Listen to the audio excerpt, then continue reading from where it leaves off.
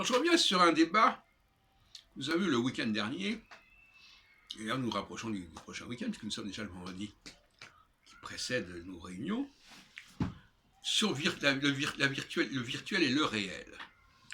Alors, j'aurais complété la vidéo que nous avons faite avec notre ami Jean-Paul, et puis il y avait aussi Christophe, sur ce sujet. Effectivement, il y a un paradoxe.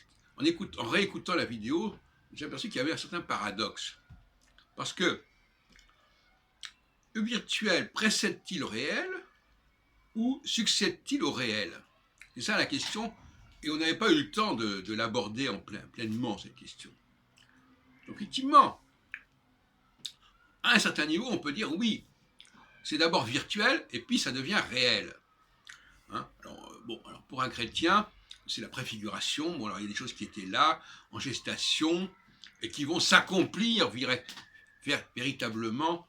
Et à ce moment-là, l'accomplissement, c'est le passage du virtuel au réel. Mais moi, ce qui m'intéresse, c'est l'approche inverse. L'approche inverse qui consiste à partir du réel, et en imitant le réel, on crée du virtuel. C'est pour ça que le débat devait être bien mieux circonscrit qu'il ne l'a été. Bon, moi, ce qui m'intéresse, c'est cette partie-là. Limite, celui qui s'imagine être ceci, celui qui adopte un propos, une identité qui n'est pas la sienne, il est bien également dans le virtuel. Donc, voyez-vous, le virtuel, c'est effectivement le passage de la puissance à l'acte, si on veut, hein, ce qui est en germe. Mais ça me paraît tout à fait sain, quelque part.